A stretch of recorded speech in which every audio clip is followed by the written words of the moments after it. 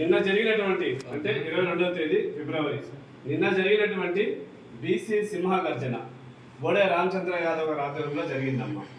ఆ సింహగర్జనలో రామచంద్ర యాదవ్ గారు ముఖ్యంగా బీసీ విద్యార్థులు పడుతున్నటువంటి కష్టాల మీద, బీసీ సంక్షేమ వసతి గృహాలు ఎలా ఉన్నాయి, వారికి ఎంత అమౌంట్ వస్తుంది, వారికి మెస్ ఛార్జీలకి ఎంత కేటాయిస్తున్నారు, అదేవిధంగా వారికి సొంత భవనాలు లేవు అని చెప్పి చాలా పెద్ద ఎత్తున నిన్న జరిగినటువంటి బీసీ సింహగర్జనలో రామచంద్ర యాదవ్ గారు మన గురించి మాట్లాడారు. మాట్లాడటమే కాకుండా ఏప్రిల్ 11వ తేదీన మహాత్మా జ్యోతిరావు పూలే గారి జయంతి సందర్భంగా మన కోసం ఆమరణ నిరాహార దీక్ష చేయబోతున్నారు అన్న. మనం చూడొచ్చు, ఈ గది చూపించాము ఒకసారి, పక్కరండి. ఇది ఈ బెడ్లు మనకు ఉండేటువంటి పరిస్థితి చూసారా? బడుగు బలహీన వర్గాల బీసీ విద్యార్థులు చదువుకునేటువంటి రూమ్, ఇక్కడే చదువుకోవాలి, ఇక్కడే పడుకోవాలి, ఇక్కడే తినాలి. ఎటువంటి స్టడీ రూమ్ ఉండదు, ఒక డైనింగ్ హాల్ ఉండదు, వాష్రూమ్ ప్రాబ్లం ఉంటుంది. అదేవిధంగా మెస్ ఛార్జీలు చూస్తేనేమో ఒక్కొక్క విద్యార్థికి ఒక్క పూటకి 17 రూపాయలు. 17 రూపాయలతో బయట మనకి భోజనం దొరుకుతుందా? వీటన్నిటి మీద రామచంద్ర యాదవ్ దృష్టి పెట్టి మన కోసం పోరాడుతూ ఉన్నారు. రాష్ట్ర ప్రభుత్వానికి, అదేవిధంగా నారా చంద్రబాబు నాయుడు గారికి, నారా లోకేష్ నాయుడు గారికి నిన్న రామచంద్ర యాదవ్ గారు ఒక మాట చెప్పారు. అమ్మా, మీ బిడ్డ, ఆయన వాళ్ళ బిడ్డ ఉన్నాడు, దేవాంశ్ అనుకుంటా, చిన్న బిడ్డ ఉన్నాడు. మీరు అదేవిధంగా మీరే కాదు, చిన్న పిల్లల కాలేజ్ హాస్టల్సే కాకుండా చిన్నపిల్లల ప్రీ మెట్రిక్ హాస్టల్స్ కూడా ఉన్నాయి. అంటే దాంట్లో 3వ తరగతి నుంచి 10వ తరగతి వరకు ఆ హాస్టల్ పరిస్థితి కూడా చాలా దయనీయంగా ఉన్నాయి. అందుకనే ఒక్కరోజు ఎవరైతే ఇప్పుడు ఎమ్మెల్యేలు ఉన్నారో, మంత్రులు ఉన్నారో, పెద్ద పెద్ద స్థాయితో డైరెక్టర్లు ఉన్నారో, మీ పిల్లలు ఒక్క రోజైనా ఈ హాస్టల్ బెడ్ మీద ఈ రూమ్ లో ఉండి చదువుకోగలుగుతారా? మరి భావి తరాల భవిష్యత్తు అనేటువంటి మా బీసీ బిడ్డలు ఇంటర్మీడియట్, పీజీ, పోస్ట్ గ్రాడ్యుయేట్లో మరి స్పెషలైజేషన్స్, బీఫార్మసీ, ఎంఫార్మసీ, కొన్ని దగ్గర engineering and medical college students కూడా ఈ బీసీ హాస్టల్లో చదివే పరిస్థితి. ఇటువంటి పరిస్థితుల్లో రామచంద్ర యాదవ్ నేను అదే చెప్పారు, ఏంటంటే మనము విద్యార్థి దశలోనే మనల్ని తొక్కేస్తున్నారు. విద్యార్థి దశ నుంచే మనకి ఇబ్బందులు ఎదుర్కోవాల్సి వస్తుంది. ముందు బాగా చదవాలి అంటే సౌకర్యాలు కావాలి. ఇక్కడ సౌకర్యాలు ఏమీ లేవు. అదేవిధంగా ఎన్విరాన్మెంట్ చూస్తే చాలా ఇబ్బందికరంగా ఉంది. మరి ఎలా చదువుతారు?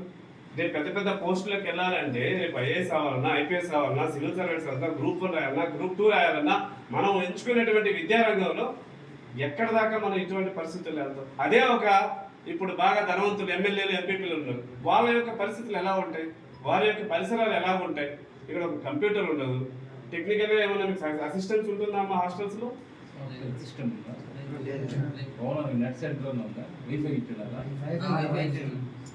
కాబట్టి మనందరం కూడా బోడే రామచంద్ర యాదవ్ గారు 11వ తేదీ ఆమరణ నిరాహార దీక్ష చేపడతా ఉన్నారు. 31వ తేదీ దాకా రాష్ట్ర ప్రభుత్వానికి అల్టిమేటం పాస్ చేస్తున్నాం.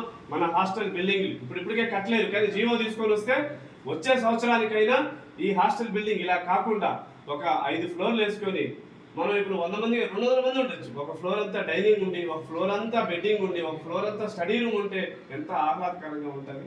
మీరందరూ కూడా రామచంద్ర యాదవ్ గారి యొక్క పోరాటానికి ఫేస్బుక్లో కానివ్వండి, సోషల్ మీడియాలో కానీ సపోర్ట్ చేయండి.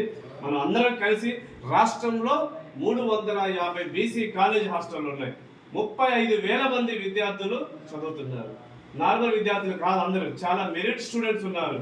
వారి యొక్క ఆర్థిక పరిస్థితి బాగలేకపోవడం వల్ల కేవలం ఇంట్లో ఉంచి, దూరం వచ్చి, నెల్లూరుకి వచ్చో, లేకపోతే వైజాగ్ వచ్చో, విజయవాడ వచ్చో, గుంటూరు వచ్చో, రాయలసీమ జిల్లాలు కానివ్వండి, తిరుపతి కానివ్వండి, ఆ యొక్క గ్రామ స్థాయిలో నుంచి జిల్లా కేంద్రానికి వచ్చి రూమ్ తీసుకోవాలంటే ఈ రోజుల్లో మినిమం 10,000 లేదే ఒక 2-3 ఉండేదానికి రూమ్ లేని పరిస్థితి. కాబట్టి విద్యార్థులు చదువుకోవాలంటే మంచి రూమ్ ఫెసిలిటీ ఉండాలి. హాస్టల్ను బాగా డెవలప్ చేయాలి. ఇప్పుడు 2026 సంవత్సరంలో ఉన్నాం మనం. ఎంత అత్యాధునికంగా డెవలప్ అయిపోతుంది, రాష్ట్రం డెవలప్ అయిపోతుంది, అమరావతి డెవలప్ అయిపోతుంది అంటున్నాం. కానీ ఇప్పటికీ మన బీసీల యొక్క పరిస్థితి ఎప్పుడో గత కాలంలో అయితే పర్లేదు, ఇంకా మనం ఇటువంటి దుస్థితిలో ఉండాల్సిన పరిస్థితి. అంటే తప్పేవరిది? రేపు ఆగస్టు 15కి 80 సంవత్సరాలు అవుతుంది స్వాతంత్రం వచ్చి. ఇప్పటికీ బీసీల పరిస్థితి ఇంత దారుణంగా. ఈ హాస్టల్ ఇంకా ఎంతో మేలు. ఇంకా కొన్ని హాస్టల్ అయితే కనీసం అక్కడ ఉండేటువంటి 10 నిమిషాలు కూడా ఉండలేనటువంటి పరిస్థితి. వర్షాలు వస్తుంటే నీళ్లు పడతా ఉంటాయి. పక్కనే కొన్ని హాస్టల్లో పాములు, పురుగులు, పందులు, ఆత్మకూరు కానివ్వండి, సంగం కానివ్వండి, కోవూరు కానివ్వండి, గూడూరు, సూలూరుపేట, నాయుడుపేట, కాళహస్తి అనేక హాస్టల్లో చాలా దారుణమైన మౌలిక పరిస్థితులు లేవు. ఇప్పటికైనా రాష్ట్ర ప్రభుత్వం మేలుకోవాలి.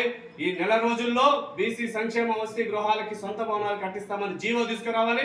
విద్యార్థులకి మెస్ ఛార్జీలు వెంటనే 2,500 రూపాయలు చేయాలని చెప్పి అసెంబ్లీలో ప్రవేశపెట్టి జీవోని వెంటనే ఇచ్చి రాష్ట్ర ప్రభుత్వం బీసీ వెల్ఫేర్ డైరెక్టర్ గారికి, బీసీ వెల్ఫేర్ మినిస్టర్ గారికి వెంటనే జారీ చేయాలని, లేకపోతే రేపు 11వ తేదీన ఆమరణ దీక్ష రామచంద్ర యాదవ్ గారు చేసైనా సరే మీ తలలు వంచుతారు. మీరందరూ కూడా విద్యార్థులు కూడా ఈ యొక్క రేపు జరగబోయేటువంటి దీన్ని మీకు అవసరం వచ్చినప్పుడు మేమే మిమ్మల్ని బయటికి రమ్మనట్లేదు. మీరేమి మీ చదువులు ఇబ్బంది పెట్టుకోవద్దు, రోడ్ల మీదకి వచ్చే పోరాటాలు చేయొద్దు. మేము గతంలో 2008లో హాస్టల్ ఏర్పాటు చేస్తే 2026 ఇది 16 సంవత్సరాల నుంచి అనేక ఉద్యమాలు చేసాం, రోడ్ల మీదకి వచ్చాం. మీరందరూ అప్పుడు పాల్గొన్నారు. కలెక్టరేట్ ముట్టడి చేశాం, జీబీసీ కార్యాలయాన్ని ముట్టడి చేశాం, రోడ్ల మీద కూర్చొని ధర్నాలు చేశాం. కానీ ఇప్పుడు ఆ పరిస్థితి అవసరం లేదు. మీరు ఒక్కరోజు కూడా విద్యని పక్కన పెట్టబడలేదు, మీరు ఇబ్బంది పెట్టబడలేదు. కేవలం ఫోన్లలో ఈ రోజు టెక్నాలజీని వాడి మనం డైరెక్ట్గా మనకి ఏం కావాలో మనం అడిగే పరిస్థితి ఉంది. పాత రోజుల్లో ఏమీ లేని రోజుల్లోనే అన్ని ఉద్యమాలు చేసినటువంటి యువతరం మనం ఎందుకు సైలెంట్గా ఉండాలి? ఏదో ప్రభుత్వం ఏదో ఊరికే ఇస్తుంది అనుకోబాకండి. మనం కట్టేటువంటి బడ్జెటే, మనం కట్టేటువంటి ట్యాక్స్లో ఈ రోజు హాస్టల్కి డబ్బులు రూపాయి కేటాయించినా ఎంత కేటాయించినా మన ధనమే మనకి ఇస్తున్నారు. కాబట్టి మీరందరూ కూడా ఈ కాలేజ్ హాస్టల్కి సొంత భవనాలు తెచ్చే బాధ్యత బోడే రామచంద్ర యాదవ్ గారి. కాలేజ్ హాస్టల్ విద్యార్థులకి, బీసీ కాలేజ్ హాస్టల్ విద్యార్థులకి మెస్ ఛార్జీలు పెంచే బాధ్యత బోడే రామచంద్ర యాదవ్ గారి. సొంత భవనాలు కట్టించే బాధ్యత అనేది ఆయన తప్పనిసరిగా ఇది సాధిస్తాడు. మనం తొందరలోనే బీసీ సంక్షేమ వసతి గృహాలకి ఒక మంచి భవనాలు ఏర్పాటు చేసే విధంగా ప్రభుత్వం నిర్ణయం తీసుకోబోతుంది అని చెప్పి మీ అందరికి కూడా తెలియజేస్తున్నాను.